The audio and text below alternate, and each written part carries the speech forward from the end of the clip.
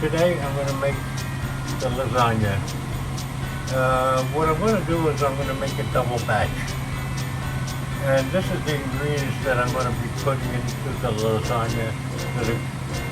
I got 2 containers of the rusty cheese because I'm going to make a double batch.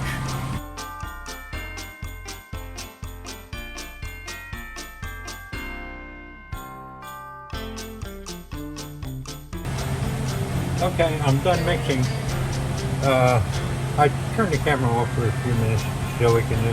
The one ingredient that I didn't show you putting in there, well, there's 2 ingredients. You can put them in or you can't. It's up to you.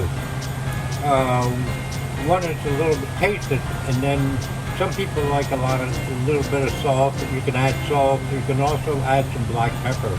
I like the black pepper. My white digestive system doesn't like it, so I don't put it in there. Okay, that's it, and that's done. The next thing I'm going to do is boil the water, and I'll show you how that's done. Okay, bye-bye. Okay, I got a pot. It's about 2/3 of the way full. I'm going to put the lasagna noodles in there. And what I got to do is I got to wait for it to boil. I also put in about a tablespoon, not a tablespoon, a teaspoon and a half of salt to make it cook. What it does is the salt raises the temperature of the water. Okay, the water is boiling. So the next thing I'm going to do is the ronzoni, the lasagna pasta. I'm going to put this in the water, but you can't put it too fast. You're just going to put 1 or 2 at a time and wait until it softens up a little, then put another couple to. I've got to stir it. Make sure it doesn't stick with one another. And you got to do slow because, oh, I'm sorry, I'm probably hiding this thing. I'll leave it back there. And you got to make sure that the thing doesn't stop boiling. If you put too many of them to stop boiling, then the pasta will stick.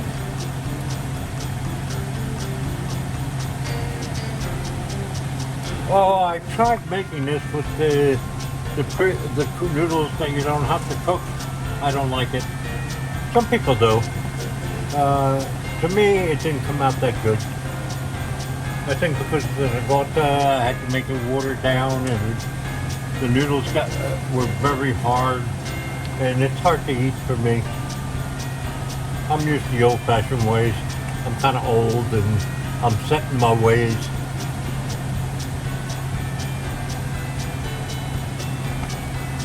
When you do this, the best thing to do is use your biggest pot that you have. The bigger the pot, the easier this is to keep it from breaking and from sticking.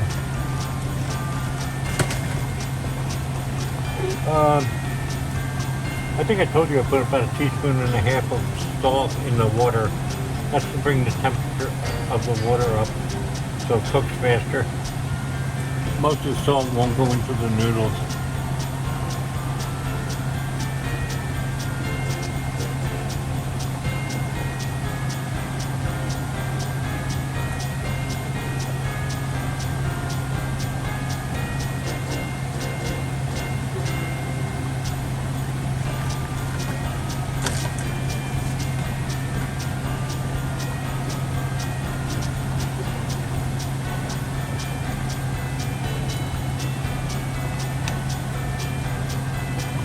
So you just add it one at a time, and eventually they'll all be in there.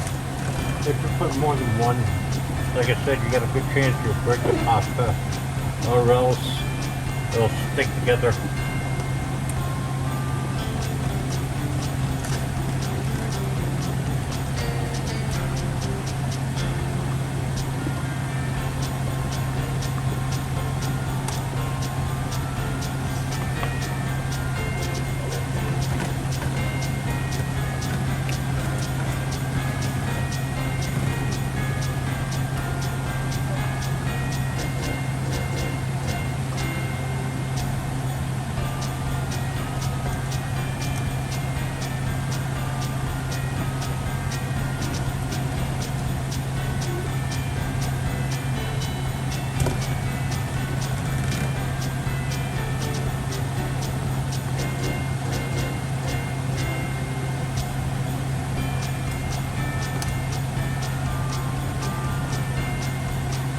almost done. I've got a few more.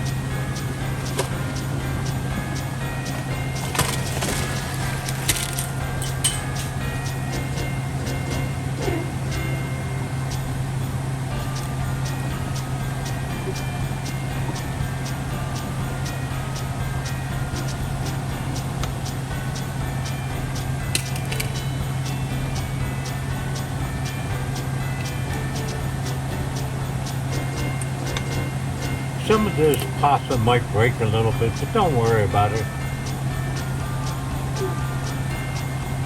It doesn't matter.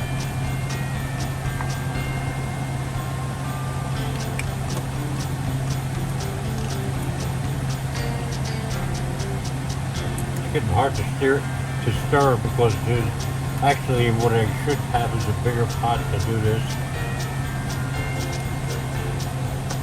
That's it. It's all in there and it's got to cook.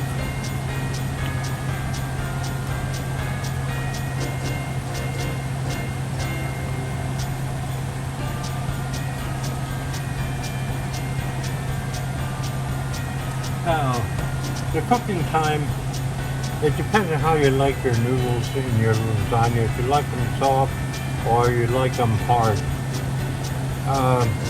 I usually cook it about 10 minutes from now. So what I'm going to do is I'm going to set the timer and now, like I said, that's perfect for me. Okay, 10 minutes later, and what I'm going to do is I'm just going to turn it off. Now the next step is we don't want the pasta to cook too much because if it cooks too much then it gets soggy. What you want to do is you want to stop the cooking, so you got to put the pasta under cold water. Okay, so I'm going to turn this, stop taking the thing and move over to the sink and run water in there. All right, cut back. Water until it gets cold. This way it stops the cooking, and then after that I'll put it in a lasagna pan. No use watching the water.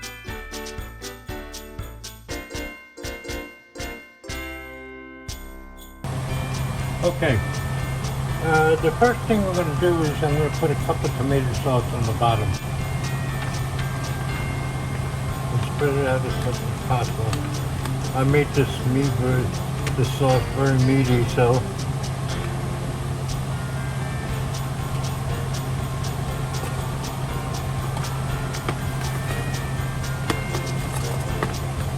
here and dry up. The pasta's got to be dry before you put it. I don't have enough room on this stove to do it. Now I'm going to put these. I always start longwise and put them like this in here. That's one.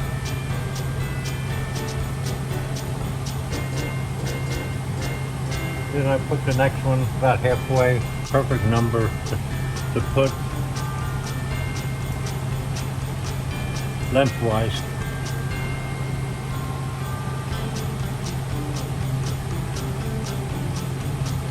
Okay.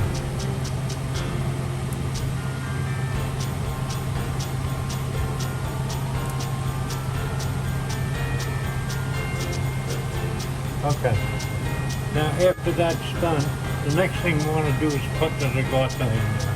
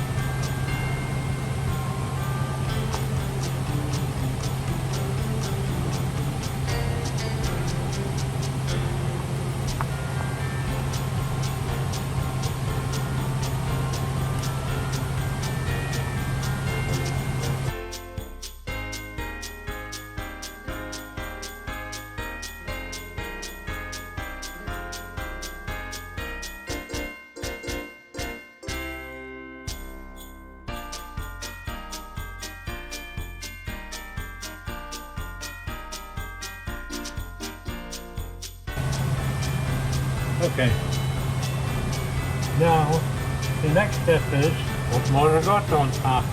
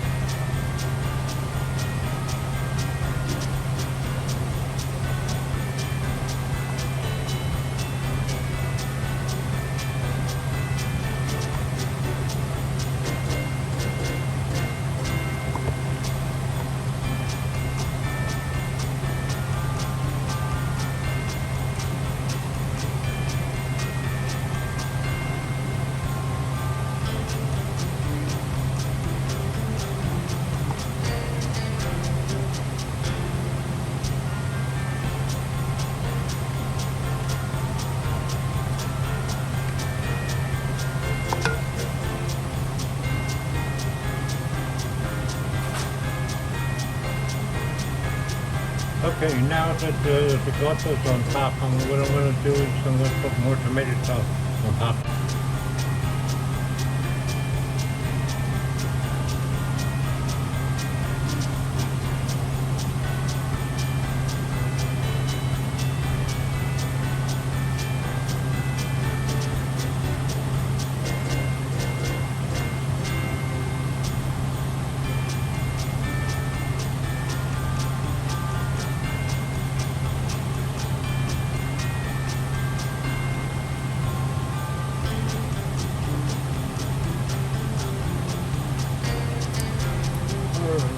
Now more cheese on top of that.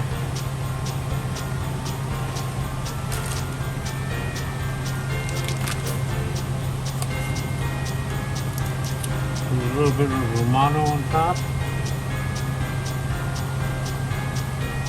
And then next we're going to put some more mozzarella on top of that.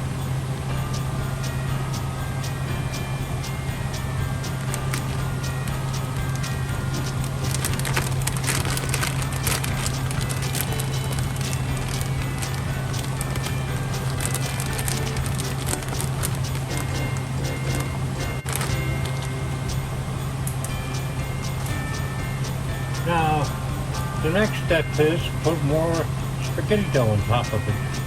Depends on your pan. Like this is going to be only about 3 layers. But if you got a deeper pan, you can put it more and more. But the thing you got to remember is when you got to let it cook longer. Like in this pan here, I found out that it takes about an hour and 25 minutes to cook. So I'm going to put the pasta on top and then I'll show you what else we got to do.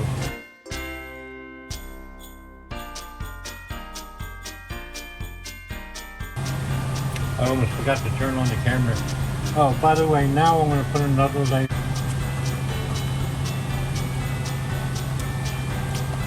Okay, I gotta get a few things ready and then I'll be right back with you.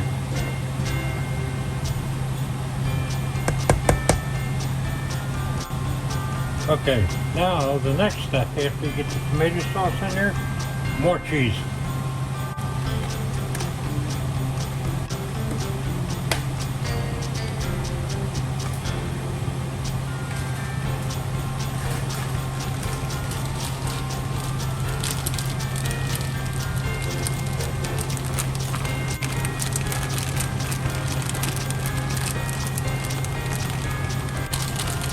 Okay, it's done.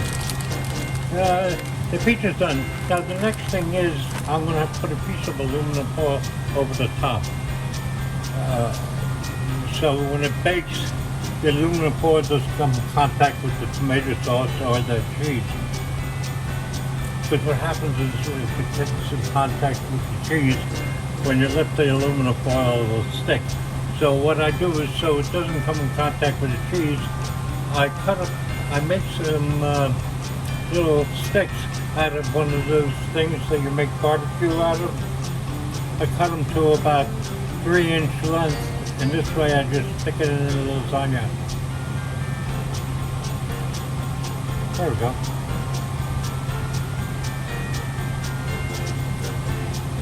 I put about 4 of those in there.